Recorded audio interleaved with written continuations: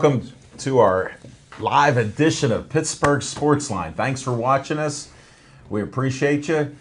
I'm Al Levine, the Talking Machine, Chip the Prophet Hayner, Smoking Jim Frazier. I want to thank everybody in Bethel Park for watching us only on Comcast 7. A lot of great feedback as I'm out in the areas. Appreciate that. And then on Verizon 32 from Mccutcheon all the way to Cranberry, Wexford, and every point in between that has Verizon. Thank you for watching it. And then on our Facebook page, we hit a new high, 5,980. We're 20 away from that 6K. 6K, yeah. We're going for 6K. All the way to 6K. That's our plan. Now, we do our opening segment of What's on Your Mind, and we're going to start that right now. Smoking Jim Frazier, what's on your mind? Thanks, Al Levine, the Talking Machine. And if you want the green, Here it comes. you got to see Good hands. Levine. Got my Steve Largent going. There you go. But what's actually on my mind is congratulations to the city of Cleveland. The Cavaliers won a first major championship for the city of Cleveland since 1964, which is 52 years, according to my math. And so congratulations. And I really think that if the team stays together, they're young, they have an opportunity to maybe repeat like the Penguins and do it back-to-back. But my feelings about the game is, first of all, congratulations, up 3-1. First team to come back from being down 3-1. But a lot of times you can't poke the bear. And I think that's what Golden State did. I think that Draymond Green, great player, could not play for me. Why? Because I can't trust him. And I remember I talked to Jimmy Johnson some years back when I was down in South Beach. And Jimmy Johnson told me one time, and this wasn't even in my notes, it just came to me. Whoa. And I remember he told me that he didn't believe in dumb players. He says I can't reason with dumb players. He said when he picked up Charles Haley, he said the reason is because everybody he talked to, Charles Haley was a problem, but he was an intelligent guy. And he says I can reason with smart players, and that's one of the best moves we ever made with the Dallas Cowboys. Draymond Green is a dumb player, and he's going to get you in trouble, and he cost Golden State a championship, number one. Number two, the more I studied the series, and I said it right from the beginning, I thought Oscar Robertson, who took a lot of abuse, he was obviously right. He said the way to control a guy like Stephen Curry is you got to pick him up and play defense earlier. If you got to pick him up at half court, if you got to pick him up, in the front court or whatever. So pressure him. Yeah, you got to pressure him. And that's what not only did Cleveland do, but I think that Oklahoma City also showed before they got soft that you got to be physical. I've never seen a player sitting on his keister as much as Steph Curry. Championship games, same way in hockey and other sports, the referees kind of swallow their whistle. And the Cavaliers just wasn't going to let Stephen Curry beat them. And so kudos to Oscar Robertson for what he says. And I just wanted to look at a few stats. You got to give it to LeBron James. And like I said, the one thing I always say is you never let a player get under your skin, get under their chin. And that's what Cleveland did. LeBron James almost averaged a triple-double, 36 points, 11 rebounds, and 9 assists. Great small forward or whatever he plays. But Isn't he 6'8"? He's 6'8" or 6'9". Yeah. But he led the series, not just the team, in points, rebound, assists, block shots, and steals. And also you got to give them credit because they did not fly straight to Cleveland. They flew to Las Vegas and partied like it was 1999 after the game. So congratulations, Cleveland. I wish I could get down for the parade. I'm predicting that the parade will have more fans than the Penguins parade. They'll break the record. And that's what's on my mind. Thanks, Smoking Jim. One little disclaimer. Golden State was his pick. I'll repeat that. Smoking Jim picked Golden State. I lost a lot of money. He's lost houses before, so we respect it, Smoking Jim. It didn't take you long to turn. I've been watching your exploits on Facebook. Right after they won, you started posting stuff. So you didn't stop. I give you credit there, buddy. Job well done. Chip Hayner, what's on your mind? Thank you, Alan. And just to burst Jim's bubble slightly, doubt that the Cleveland Cavaliers will repeat as champions because the Golden State Warriors will sign Kevin Durant, and which will make them serious contenders for next year's title. The missing piece to the puzzle. Good point. But what's on my mind is this past weekend at one of the greatest golf courses on the planet, easily in the country. The U.S. Open was decided this past Sunday. Dustin Johnson finally broke through and won a major tournament. There was a very compelling storyline as we went through the afternoon regarding a alleged infraction during the course of the round. And you know, when you're in a major tournament like this, they have what they call rules officials available on every hole. So if they need a ruling on something to find out whether or not this is allowable, if this is a penalty, what should I do? The ruling is made there on the on the hole, and it should be. That's it. It's final. Okay, an official has ruled. This is what we've got to stay with. There is no instant replay in golf like there is in baseball or the NFL or some of the other major sports. So, you know, an incident happened where on the fifth green, Dustin Johnson was coming up to address the ball, and he had not made any contact with the ball. And as he was getting ready to make his putt, the ball rolled backward just slightly. Okay, he backed away from the ball, and he asked for a ruling from the rules official. And the rules official asked him, he said, "Did you cause that ball to move?" And he says, "No, I did not. I did not touch the ball." The gentleman that he was playing with, Lee Westwood, said to the rules official, he did not touch that ball. He did not cause that ball to move. The ruling was made to play it where it lays, no infraction, no penalty, nothing. Well, then all of a sudden on the 12th hole, the PGA decides to inform Dustin Johnson that this is under review and that they will rule on this after the round is over. So he's got hanging over his head an impending one-stroke penalty. Had, you know, things played out and he ended up tied at the end of 18 holes, he would have lost the tournament. I think this is just a horrible way to do things. Yeah. I mean, if you're gonna wait until after the round is over to rule on whether or not that was an infraction, then okay, then that should be the way it is. You should not have rules officials on there to make a ruling on the course because, you know, he was going on. I think it was a horrible way for the PGA to do that, especially on a national stage and in one of the biggest tournaments of the world. Fortunately for Dustin Johnson, he rendered that point moot. He put on a clinic. He put on a clinic and even birdied the final hole. So what he finished shot with that was. It was incredible. Two shots. Yeah. The drive, the second shot, 5 feet to the pin. Right. And then they said that putt was not an easy putt because it was a downhill putt. And had he missed it, it would have ended up probably off the green. Yes. Because those greens are super fast. So, you know, the point was made moot, but I think, you know, the whole issue there is what a horrible way to treat people in a major championship. I think the PGA needs to get its act together and find a better way to rule on these things. I was upset with the PGA. I was glad Dustin Johnson won the tournament. Great showing for Oakmont, for the Pittsburgh, for Bob Ford and the grounds crew at Oakmont Golf Course, because on Thursday they got 4 inches of rain. Yeah.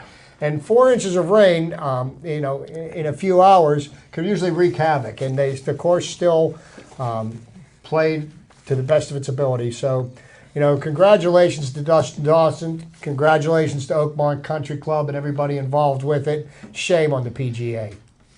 There you go.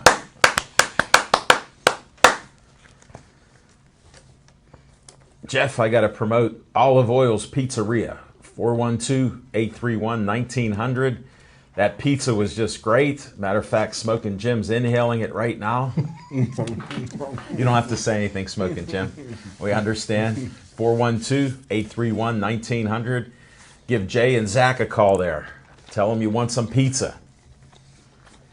Then with Joey Fabus, we always say stay Joey strong. 8-year-old Joey died of DIPG. This is just some information for the Joey Fabus Cancer Foundation. Check it out. They had a flea market. I heard it went pretty well on Saturday. So they're doing a lot of things in the community. Stay tuned and check out their website. Find out what's going on next. Then, if you have an organization or a group who needs money because you're doing some things for the kids in the community, there's money available from $100 to $5,000. They just opened up the new fire station that was here on Saturday, and they got a check from the Bethel Park Community Foundation of $10,000 to help with the fire station. And it's just a great facility. It's huge, and it'll be something that the community can grow into and keep us safe, and just a fantastic place. But check it out, bpcf.org. Then, I don't know if you can get a close-up of our shows for July in Atria's. There's the flyer that's there.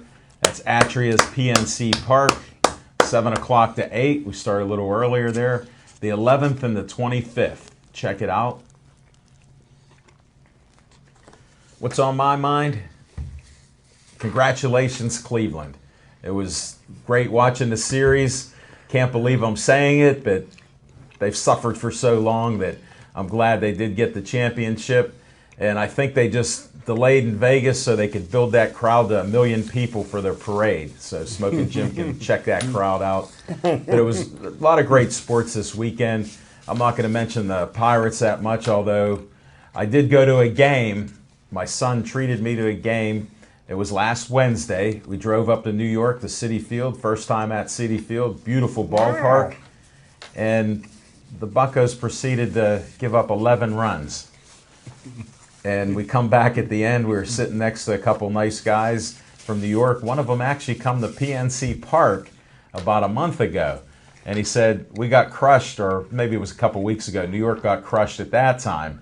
He goes, it's just the payback. He said, I feel your pain. And it was painful. Me and Drew suffered there. And it was just a tough game, but it is a beautiful ballpark. The one thing that is interesting, Shea Stadium used to always show the jet planes. We were timing between 1 minute and 3 minutes. An airplane was taking off and going over top of the stadium, and people really didn't notice it. After an inning or two, well, we noticed it because we're getting crushed. So, but it was fun going up there. I enjoyed it and hope to go back there sometime soon. That's my What's on Your Mind, and let's go to our other segments right now. Fiction and Fact from Smokin' Jim's Almanac. So when on your way back from New York, you stopped at the Mrs. Pennsylvania Pageant? Pardon me? Did you, when you were on your way I back still from don't New hear York? you. Okay, I guess you didn't make it. It was on a different day. Was it a different day? I wasn't sure. Yeah, this was Wednesday night. We stayed over and we come back Thursday in the middle of rainstorms like you couldn't believe. Really? Oh, it was terrible, the storms. Wow. Yeah, just, the weather went bad. You know it rained here too then. A 3-hour tour. Of what? Weather was rough. Yeah. They were floating rowboats on Washington Boulevard. Yeah. Oh, my In East Liberty, the police station was underwater. Yeah, I was going about 30 miles an hour It turned into on 80. It turned into Gilligan's Island. Yeah. But I just wanted to give a shout out to Hank and Tommy Aaron. They are the two greatest home run hitting brothers of all time. And the Pittsburgh Pirates could use some brothers like that because Andrew Mccutcheon and his brothers ain't getting it done. But anywho, what's fiction and fact from Smoking Jim's Almanac? Where'd we come up with that? I'm going all the way back to 2001. In 15 years ago. Has it been that long? About 15 years ago, there was a high school junior that was considered the greatest player in the country. and they were saying that he's probably not going to. He's going to bypass his senior year in high school and play overseas for about $1 million a year for a season, and then go into the NBA. But he decided to play his senior year, and his name is he's from St. Mary's High School in Ohio, and his name is Lebron James. And they brought him here to the Civic Arena for an exhibition game. And I remember being shocked because it was a Sunday during football season, and I say 90% of the players of the Pittsburgh Steelers came after the game to watch this high school junior play. And they played another team that was outside of this region. And I remember sitting there seeing this kid. He's 6'9", and he was good, but you look and you're like, is he the number one player? Not only in the world, the amateur player in the world. As a junior, he scored a very quiet 25 points or so. But he was so unselfish, he passed the ball around. And he played on an all-star team. That St. Mary's team, they can recruit. And you know how teams recruit like Central Catholic. Like Monroeville. Like Gateway. Although they don't do that just well. Like that, just like they just don't do Just that like well. the Gators. But there was probably over 10,000 fans at the Civic Arena. And like I said, there were so many Pittsburgh Steelers players there, you thought it was a Penguin playoff game. And That's before the Penguins won. And this kid was just, he was just a kid. He was 15, 16 years old. He was a junior, and you kept saying that the only thing that could stop him from, flipping his life around was an injury, because he was obviously, if he could go to the NBA draft after his junior year in high school, he was going to be the number one player picked. But he had to wait another year. And like I said, the biggest controversy was they were saying that this was a kid that was going to go maybe play overseas, because why take a chance on getting hurt when he can pick up a couple $1 million playing overseas for a year. But LeBron James came to the Civic Arena in 2001 as a high school junior, and someone put on the show. Yeah, scored a quiet 25 points. And did you interview him? No, I didn't interview him. It was a little bit before I got my media pass. Because last week you gave us that great story about media passes. Yeah, early 2000. Wasn't quite that early. But, it was a little bit before I began the interview, but would have been a great job. But I remember Hines Ward and those guys in the stands cheering for this junior from Akron, Ohio, who nobody knew, but they knew his reputation. Nice. And you got NFL players leaving the game right after the game, took a quick shower, and hit it on over in 2001. And I don't know if Cordell Stewart was still on the team then, but you can see how long ago that was. Check your notes. Yeah, I'm pretty sure Cordell was still on the team in 2001. But that's what's on my mind. Fiction and fact from Smoking Jim the Almanac. Thanks, Jim. It's an all Cleveland day. I knew it would happen. He's on Facebook, all Cleveland. It's amazing. I got family up there. Golden State Warriors was your pickup. Mm-hmm. And I lost heavy money. Did you? Okay. I found it. Yes, you did. All right. Chip Hainer, let's hear the trivia time. Okay, Chip's trivia. Before I get started with Chip's trivia, this Cleveland love fest, it comes to a stop here, okay? I'm not happy that Cleveland won. A blind squirrel can find a nut. And if Jim says that they're going to set a record with the number of people that they have in their victory parade tomorrow, I'm just saying it'll be a record crowd. Maybe they can watch the Cuyahoga River burn again. Whoa! It's cleaned up now. Okay, so let's go for some trivia. Okay, speaking of trivia, who holds the record for points scored in Game 7 of an NBA Finals? Will Chamberlain, man? No, not LeBron James. That would have been Jerry West, the man who the NBA logo was modeled after. I just thought 42. I love him. 42.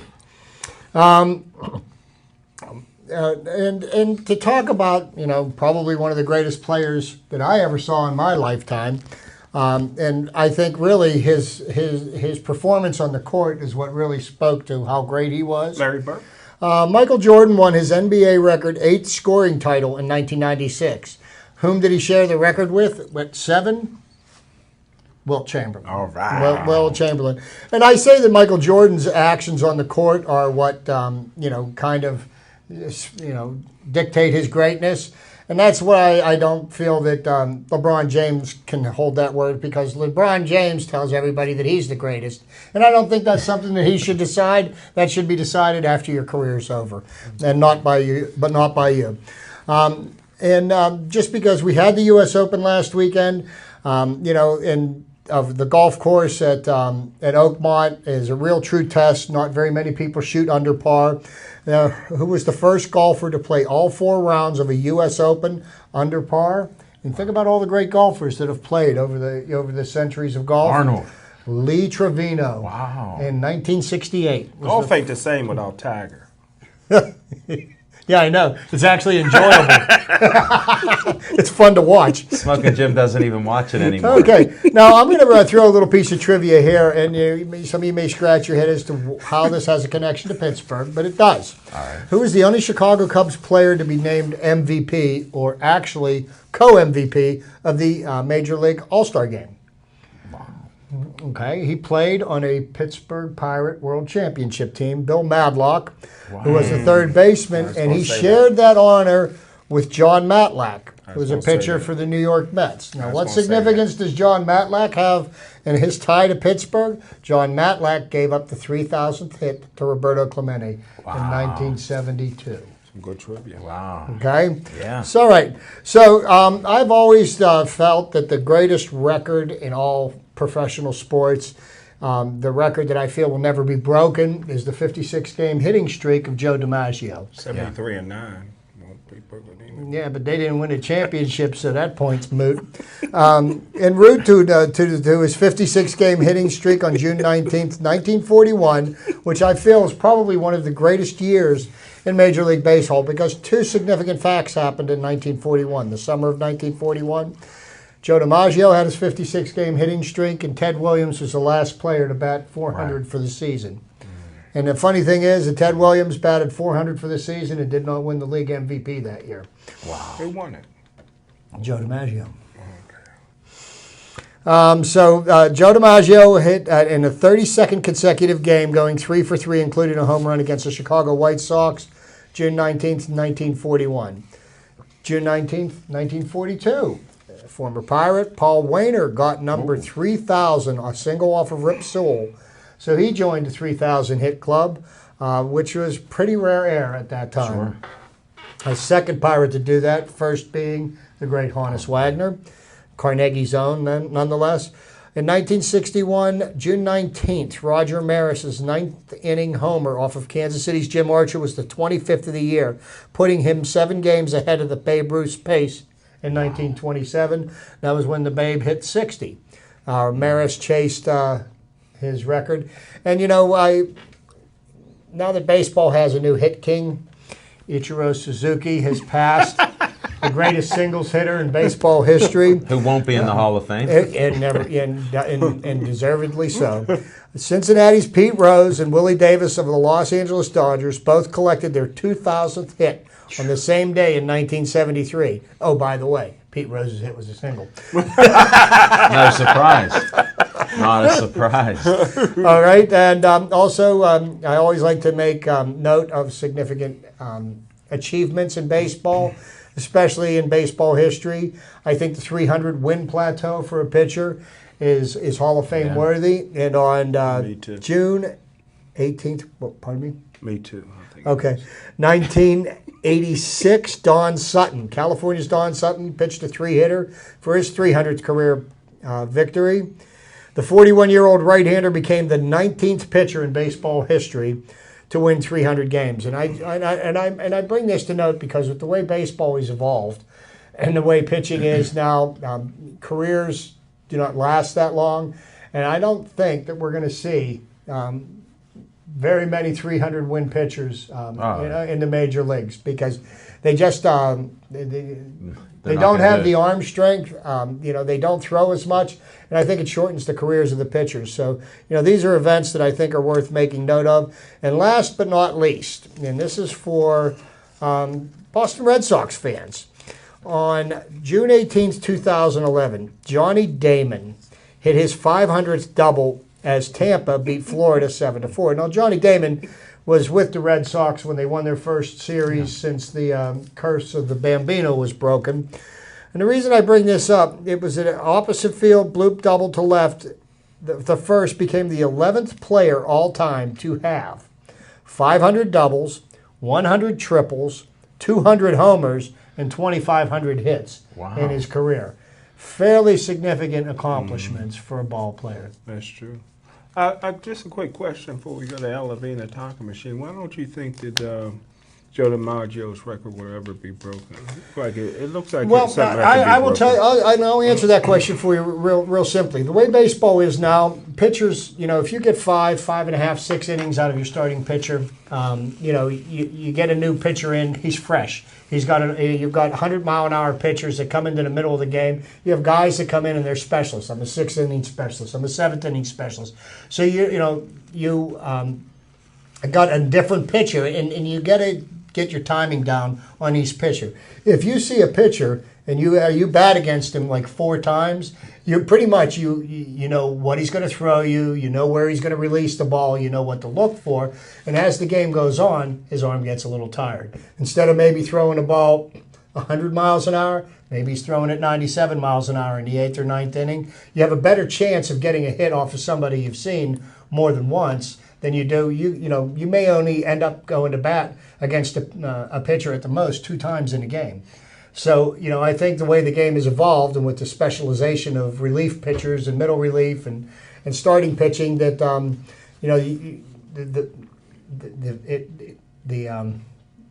the favor lies with the pitchers, not the batters. So you're giving me another excuse. No, I'm just presenting the facts.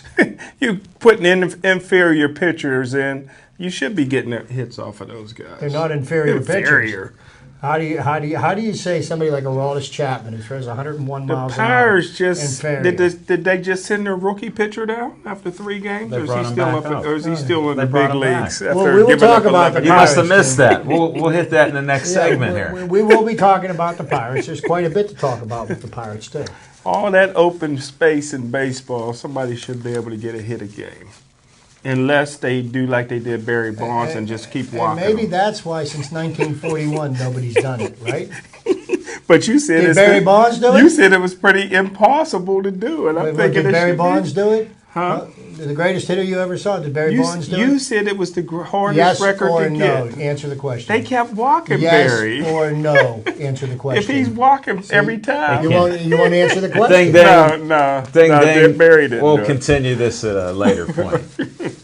My point's made. He just saved the game. Thanks for the trivia time, Chip. You're welcome. We got a little distracted with Smoking Jim. Jim, it's all in good fun. It's all in good fun. I don't understand his point, but we'll have to review the film on Get this. me going. He's successful. You're going. All right, and I'm going. On location, next week, the Pirates have a game at home, so we won't be at Atria's. Boo. So we won't be on location next week. And then July 4th, we're supposed to be at Hollywood Lanes, but due to the holiday, we won't be there. So the 4th show will be our Hall of Fame show on July 18th.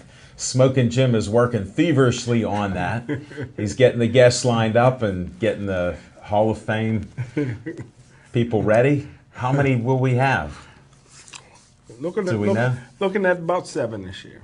7? Wow. I thought it was only like 4. We must have added a few since we talked after Cleveland won. Well, we'll see what happens there. So that's our on-location report. Stay tuned for updates, and we'll be letting you know where we'll be. We may be at the Meadows before that, before the 4th or somewhere around then. So check that out, and you'll see us on location. Thanks for watching. Now let's go right to the Pirates segment here. Adios. I told you where I was last Wednesday, and it was just a brutal game by Syndergaard. What a pitcher. They kept him into the 9th inning.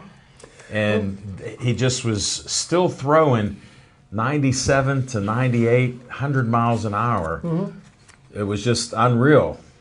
And you know, because I know the this one over here, but you know, if anything has been proven over the last 8-9 months, professional sports, I completely had written off the Pittsburgh Penguins as having any chance of making the playoffs as early as December. Maybe a little we were earlier. calling for Sid Crosby to be traded. We were calling for Malkin to be traded, for Fleury to be traded. Lo and behold, what happened? The players played, and the Penguins ultimately ended up playing the best hockey of their careers in the second half of the season. So right now, But they did get a new coach. they did. You So can't right take now, that the away. Pirates are 34-36.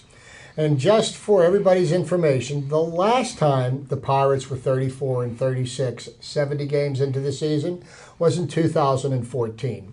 In 2014, the Pirates ended up 88-74 and ended up with a wild card spot. Now, that all being said, the Pirates have made a lot of correct decisions. Neil Huntington has been like a magician, you know, picking up players. Ray Searage has been resurrecting careers.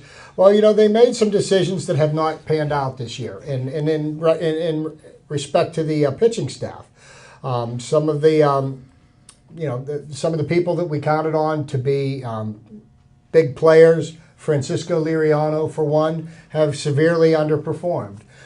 Garrett Cole started the year off slow, was pitching well, and he's on the injured list. Ryan Vogelsong, who was a veteran starter they picked up over the winter, got his face busted open with a fastball. Juan Nicasio, who showed such promise in the spring, has not panned out as a starting pitcher, and I think he would be better served in middle relief and help to bolster the bullpen. What the Pirates have been able to do is they have been able to introduce Jameson Taillon to the major leagues, and I think he is here to stay. Now, everybody else is saying, well, what about Tyler Glasnow? Well, Tyler Glasnow, according to the experts, is not ready for the big time. Right now, he's a 2-pitch pitcher. He's ready. And he is having problems with his control. In the last game that he pitched, he walked 6 batters in just a few innings. So he's having trouble finding the strike zone, and he's working on developing 2 other pitches, one of them being a changeup. Once he has mastered this and is more than just a one-trick pony, he will be ready for the major leagues. He's not ready yet. They brought up Wilfredo Boscan, who's starting tonight for the Pirates against Johnny Cueto. Yeah. And last night, Jeff Locke, the most maligned pitcher on the Pirates staff, outperformed Madison Bumgarner, arguably the best left-hander in baseball. Yeah. You know, so there are some things going on with the Pirates. Now let's talk about the position players. We solidified the first base position with John Jaso. He's not a big home run hitter. He gets on base a lot, and he's way outperformed anything Pedro Alvarez could have ever imagined doing. Josh Harrison is a much better fielding second baseman than Neil Walker. Come on. And he's a 300 hitter, something Neil Walker never was able to do. Now, sure, you may miss their home runs, but home runs are not the only way that you can score runs. Gregory Polanco has been performing above expectations. Starling Marte is one of the top hitters in the league. Yes, I did. Yeah, that was great. You know, Andrew Mccutcheon, he's another player on the list of underperforming. And I believe that,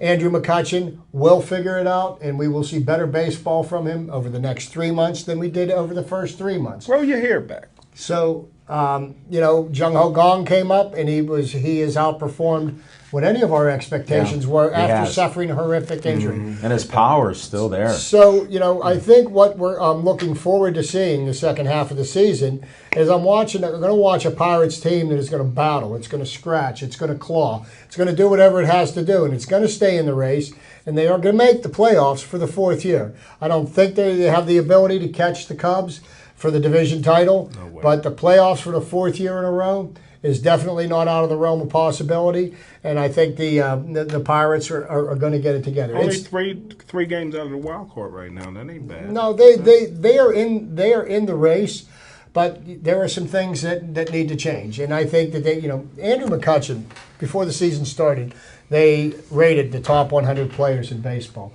Andrew Mccutcheon was rated as one of the top 5 players in baseball. Now, do his statistics reflect that so far this season? And the answer is no. But if you understand anything about the game of baseball, this is not unusual to happen to a player in the game of baseball. You go through streaks. This is the worst streak of his career. He will fight his way out of it the same way he did last year.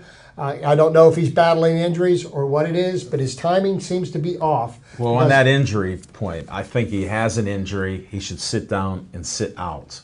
I think let it heal up. If you hurt a tendon or you hurt a wrist, I agree. I would rather a guy sit down for a couple weeks, 2 to 3 weeks, and then see what happens. Because he has the skills. The weather's warm. It's not April anymore. He hits. I agree. And then I think the biggest blow to us was losing both of our starting catchers. Francisco Cervelli has really solidified the pitching staff, and he's going to be out a few more weeks. And Chris Stewart is injured. He has a sore left knee. He's missing his 4th game in a row tonight. Look, he got hit in the ribs. By a ball. But it's the knee that's the problem. But he's in the collision at the plate the other night. So right now we've got somebody that what was the guy's name? Krul or something? Kratz. Kratz. He hits his 24th home run in his major league career last night against Madison Bumgarner. Wow. And the guy's 36 years old. He's hit 24 home runs in his career. So that was an unlikely source. Yes. He's an unlikely source. They brought up the Pitt basketball coach's son, who's catching tonight, Jacob Stallings. Oh, yeah? Yes, he was. Wow, he's been in the Pirates farm system. So, his dad gets to watch him play Major League Baseball tonight. But, that has been a real big blow. But we're not the only team that has injuries. And you know what? The Pirates are going to be there at the end of the day. It's a 6-month season. We're not even halfway there. I'm still predicting World Series. We're not even halfway there yet, Jim. But, and it's fun. And I hate to admit this, but yes, right now, the Cubs are a monster. They're a machine, and it's really going to be really satisfying this fall watching them fail for another time and extend that streak from 1908 since the Cubs won a World Series. That is the longest streak in major sports. Amateur, any type of sports. It has been 108 years and counting. What kind of curse they got on them? The curse of the Billy Goat. The Billy Goat. Okay. Mm-hmm. Yeah. That's a tough one to overcome. Yeah, Is it? You don't even know about the last time it. You don't even know about the Billy Goat. You want to hear the interesting thing, Jim? The last time the Cubs made it to not the last time they made it to the World Series, but they won the World Series in 1908. And they played the Pirates in 1909 and lost. Really? Yeah. That's some good trivia. That was the Pirates' first World Championship. 1909. I remember it like it was yesterday. We actually played in the first World Series, I think, against Boston. Yes. And we lost. Yeah, that was 1905. What they had before that? That was down They at didn't have Exposition Park, and that was right on the north side, and there is a marker down there over by Heinz Field where the park once stood. I like to see that marker. You walked by it. You walk right by it. Yeah, you missed it. You're not a baseball fan. And I think that pretty much kind of wraps up. Buccos. Our Bucco talk. I do have some interesting tidbits regarding Bring the back Pittsburgh Penguins. Evansfield. Evansfield? I'd love to see that. Me too. In Brooklyn. You never saw it originally. You see all the posts I put on about that? Yeah. But, That's why he's saying it. Some interesting information that I stumbled across today regarding the Pittsburgh Penguins. The Penguins are the Stanley Cup champions, and right now there's a lot of things that are in flux, and I understand the Calgary Flames have made some inquiries into the possibility of trading for Marc-Andre Fleury. Won't happen. What are they offering? Well, what they are offering is a mid-level prospect and a potentially a second-round draft pick. What the Penguins have asked for is their first-round draft pick in the draft this year, which is the number 6 pick in the draft. And I don't think Calgary is willing to do that. We will see what will happen. They, these trades will start as rumors. Also, on the wire I saw from Bleacher Report, It appears that the Chicago Blackhawks are extremely interested in one Evgeny Malkin.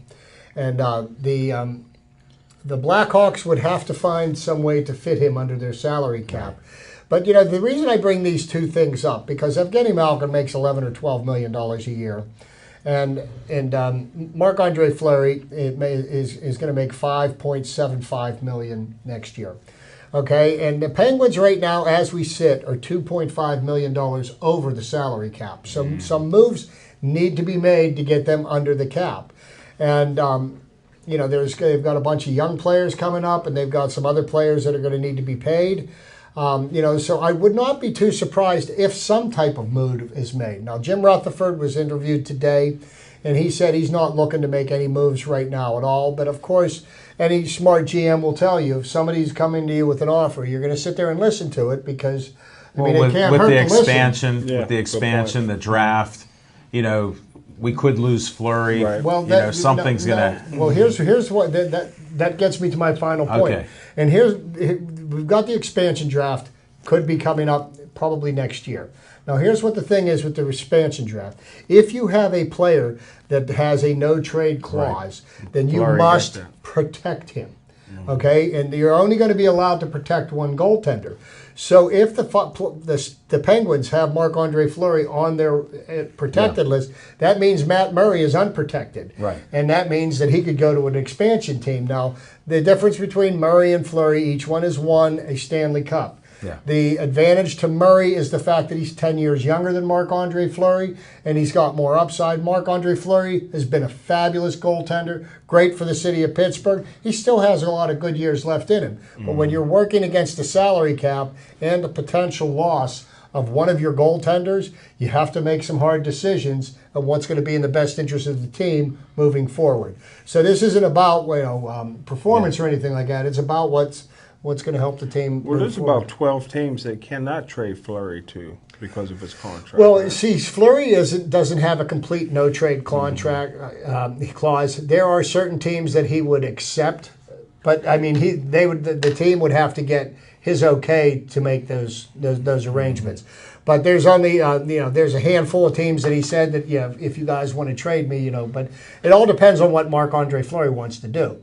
Nobody knows. He hasn't said anything. Why would he at this time? And right now it's time for the Penguins to enjoy winning their championship. The interesting thing is the NHL draft's coming up here in a few days, and right after the draft, the Penguins get the cup for 100 days, and every player in the team. And all the coaches, they get it for a day with the exception of Sid Crosby. He gets it for 2 because he's the team captain. So, they can do whatever it is they want with that within reason. Well, I didn't like them taking it to the golf course. I thought that was a distraction. To who? For the golfers. Yeah. They didn't even notice. Yeah, but the crowd gets to... Tiger didn't like that. Golf is a little bit. Where was golf Tiger is a little at? bit different. I thought it was. Hold it. Where was Tiger? You dropped Tiger's name. Where was Tiger? But golfers don't like that. Jupiter, the noise. Tiger wasn't even here. I thought this bringing the Stanley Cup wasn't a good idea at a golf course. I think it was a great idea because the crowd gets into it. The guys can't concentrate. I think it would have been a better idea if they'd had a chipping contest and tried putting the ball in the cup. When it was filled up with champagne and Smoking Jim. I think it was the right thing to do because there won't be another U.S. Open until 2025. Here in Pittsburgh. Yes, in Pittsburgh. Well, they should never bring. So the cup that's to an a golf honor You to can't- do it there with the Pittsburgh people there and the out of town people that But you used want to it to be be in quiet. Pittsburgh.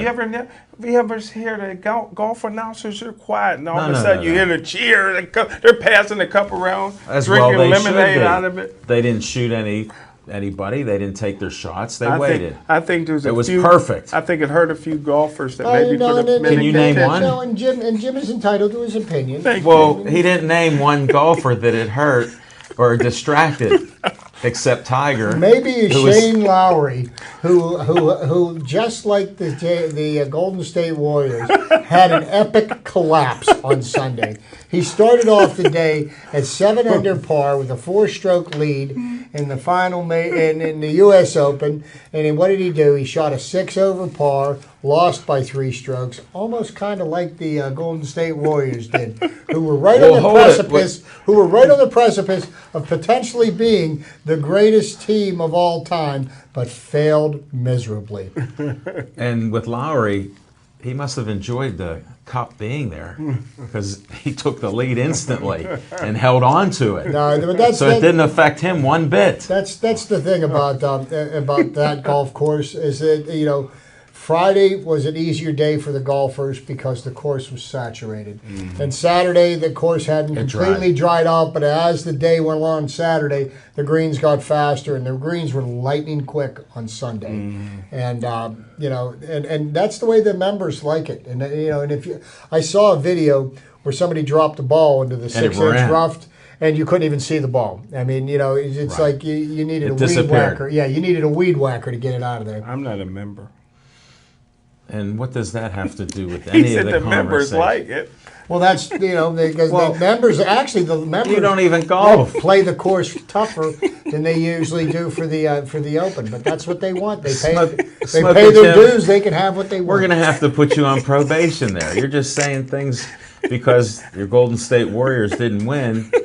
You said it didn't matter if they won or not. They're still the greatest team ever. Since but all this aside, let's get back to our Pittsburgh sports. Last week, the Steelers wrapped up their the OTAs in minicamp, and some interesting comments by one Mr. Ben Roethlisberger, who made the comment that he feels that they should go for 2 every time they score. And I just want to know what my friend Jim's thoughts are about that. You got a 50-50 shot anymore going for 2, and I think with their offense, why not? Why not go for 2? It could be the changing of the guard here in the NFL, and the kickers could end up being, because you look at what they're doing with the kickers in the NFL. They're not allowing, they're fixing it so there's no run back. So why even bother kicking the ball off? Why don't you just give the team the ball at the 20-yard line and just start it? Because that way, if you're worried about players' health and safety, maybe less concussions. And I can't remember the last time somebody got hurt on a kickoff return. That's just the commissioner. That's your friend flexing his muscles. Roger so Goodell. What do you think about this malarkey that Mike? Tom Brady is actually going to try to take his case all the way to the Supreme Court? And if the Supreme Court would actually rule on something so ridiculous, well, it'll delay his suspension. Clarence Thomas would vote in Brady's favor. Huh? Where did you get political now? Because Supreme Court, he got Clarence Thomas on his side. Like, there's not better things to rule on than whether or not Tom Brady should be suspended. He's a fighter. He's a fighter. I mean, the players gave Roger Goodell the power to discipline the players. Who was the only team that did not ratify the collective bargaining agreement? The Pittsburgh Steelers, because they knew what was going to happen. They knew he was going to abuse his power because they'd done it before to them. Everybody else, they were too busy trying to count the dollar signs, greedy as they are, and they didn't think about what the implications of ratifying that was. Now they're finding out, and it's being drugged through the courts. The attorneys are getting rich. Yeah, good point. Change the subject a little. Smoking Jim, we went to boxing on Saturday at the Meadows. What'd you think of that? Great venue. Man, it was great venue. I tell you what, I am just so pleased with the way they present boxing and MMA at the Meadows. Isn't that tent great? And the air conditioning was on it. You didn't even know it was 90 degrees out there. Nobody's getting in free. They got people making sure that everybody has a ticket, and we couldn't have had better seats. And I think all the fights was outstanding. And I tell you what, the Mitch Morgan Fitch is Big Chief. The Big Chief looked like a top 15 fighter in the world to me. Well, he just won his number 17th by knockout. Wow. So that was quite a fight. Had his kids nearby. Yeah, I mean, he got all kind of kids. Well, he has 3 kids. Okay, boy. Yeah, it 2 seemed daughters like were in the ring, and the baby Okay. and the mother were right outside the ring. Okay, it seemed like there was more than that, but Well, they were other fans and relatives. okay. And he waved to us before the fight. I didn't even hardly I recognize him. know. I didn't. But so it was great. The fights were outstanding. It was only 5 fights, but they were all good. How about our friend Joe Board? Joe Board Boxing. Board boxing, and The first professional fight for women at the Meadows. at the Meadows. How about that? Cheyenne Gist, a friend of the show. She was a Yeah. guest. And what a beautiful lady. And I told her that as beautiful as she is outside the ring, and she spoke to us even before the fight, when she got in that ring, I didn't recognize her. She got What that happened? vein going down the middle of her forehead, and she was serious. I told her, you transform when you get in the ring. And she totally did. I loved her outfit that she had on. What was that, a in pink there. skirt? Yeah, it was a pink skirt. It looked good Rarely on do you her. see that. Yeah, so it was great. But then she came over to us, after the fight and thanked us for being there and stuff. Like, what a class act. Yeah, it was. And she fought a MMA lady Yeah, who was her first boxing fight. yeah, So it was a tough match because the lady that was MMA, she was constantly on the defense, constantly going away from Yeah. Cheyenne trying to hit her. Yeah. And she did catch up to her a few times. yeah, So she did. Yes, she did. It was impressive Yeah, I there. enjoyed myself. And how about the last fight of the night? 10 rounds of nonstop fighting. What were they, bantamweights?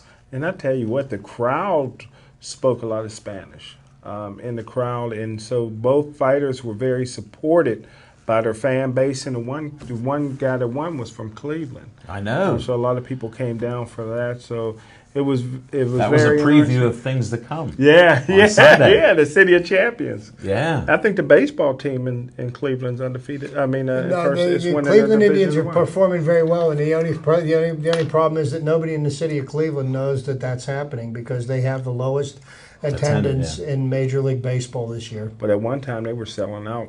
Before we got PNC Park, they were selling Oh out. yeah, all back the when the time. Jake first opened in 1994, and actually the year that that Cleveland, I feel that the Cleveland baseball team would have and should have won the World Series was the year that Major League Baseball canceled the World Series yeah. because of the pending players' strike. Yeah. The owners locked out the players. That year, that team had Albert Bell, it had a young Manny Ramirez, and Great team. And that Cleveland Pitching. team was just stacked, and that was also the same team that lost Game 7 of the World Series in 1997 to Jim Leyland's Marlins. Wow. Just another in a history of collapses. Speaking of history, I remember being at the Meadows, and I was in the Snyder stable at the time, and Jim Leyland his brother-in-law owned horses with the Snyders. Really? So he's at the races there, and I'm sitting next to him. He's like, "Who do you like?" I said, "Oh, I like this horse." And he goes, "I like it too." He goes to watch the race. He's running up around the track. Jim Leyland. Yeah, he's running by it. He's so into racing, horse racing, that it was just mind-blowing. He outran the horse. No. He went to the TV, saw the start. Then he went outside when it was coming down the lane. The horse won. He's shaking my hand. He's all happy. And then they told me, this was right before he's going to Miami. And I go, "Oh, what do you think about it?" He goes, "It's a move I had to make, and we'll see what happens there. They got a nice team." Well, and it was before he went to Miami. Ain't But that the something? reason I was there that night with him. If you remember, the reason why he went to Miami was, and actually he went with the Pirates' blessings because the ownership told him, "Like, look, Yeah. we're almost We're dismantling, bankrupt. yeah. We're almost bankrupt. We can't afford to give you the players that you need to challenge for a championship."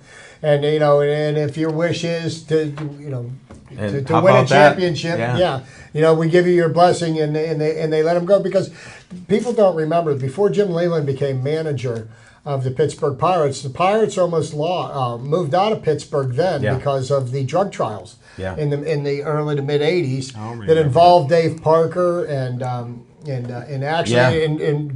Bill Madlock and a number of other players. With the drug trials, and Dale Barra, who's actually out in the drug middle of dealers games doing drugs on the field during the course of the game. My God. But there was been several occasions over the last 30 years where the Pirates almost moved out of Pittsburgh. There was the mid '80s, Right. then there was the mid '90s, and that's when Kevin McClatchy's group came in and got things turned around, got the funding for PNC Park, and look where they're at today.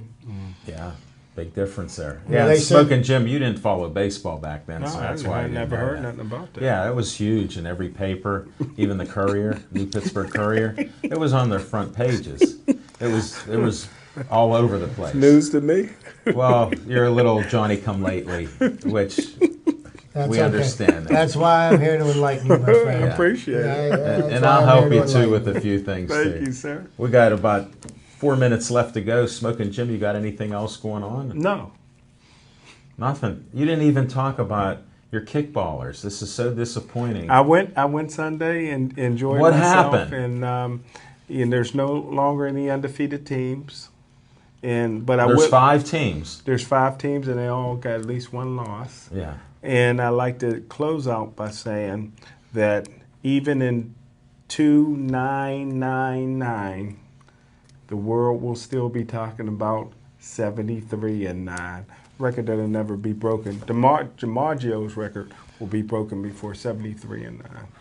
I don't believe Yeah, but that. you know what? That's so ridiculous. The 73-9 just rings hollow, just like the 16-0 that the Patriots put up in 2007. Because if you don't have a championship trophy to hang on that, it means nothing. Good point, Chip. And Smoking Jim, I'm glad you brought that up, since you don't know baseball. You haven't followed anything that Chip's been telling you or I've told you. You don't even understand the hitting What would I know streaks. about drugs? Wow. No, but I do believe, when Jim did say this in the beginning, and I do believe that you want to hang the goat ears on somebody, it's Draymond Green getting himself suspended for Game 5. It changed the whole dichotomy. Well, it gave Cleveland life, and you know what? All they needed was something to get the momentum going. And then, of course, all this trash talking and stuff, and Jim said, you poke an angry bear. Sooner or later, he's going to get up, and it started rolling, and there wasn't any stopping it. I think Cleveland figured out what to do defensively, which made a difference, like you were alluding Well, I to. think they got into people's heads. Well, that's part of it. Is what I think happened. I think they got a call from Oscar Robinson. May have. Big O. I'm telling you what, I he's know one of you the did. greatest of all time. I agree.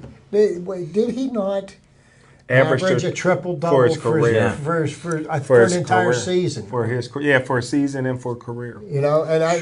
And stuff like that's just 189 triple doubles in his career. Wow. Just happened to have that in the back of my Did you? memory bank. Where do you pull out these always, facts? And wasn't Oscar Robinson and a young Lou Alcindor Milwaukee Bucks. brought a championship to the Milwaukee Bucks, the only championship they had. I don't think he was Kareem Abdul-Jabbar. He was Lou Alcindor. He was Lou Alcindor then. Smoking Jim, you're almost on fire. That's the little delay with you. I hope everybody learned something about That's why I Smoking didn't Jim. call him Kareem. He did not become Kareem until after that. Well, somehow you get it, Chip. Smoking Jim's just reaching there for something. That 189 triple doubles was impressive. Oscar Robinson was an amazing basketball player. Same as Pete Maravich, averaging, in college 44 points a game, And no Pete 3-point Rose. line. Who? Pete Rose. You never knew about Pete Rose until a few years ago. You were on Pittsburgh Sportsline. Now you're aware of Pete Rose, Yeah. the greatest singles hitter that will never be in the Hall of Fame by his choice, by his signed paper. He's nothing better than a degenerate gambler. Well, Smoking Jim's pretty close. He lost another house. I don't think Jim's a degenerate at all. No, but he did lose another house. We know that. It's just a shame. You got to listen to him, but if you haven't started betting, don't bet. If you want to bet, don't follow Smoking Jim all the time because it varies. And we're going to wrap up this show with, I want to thank you all for watching, and please stay Joey strong.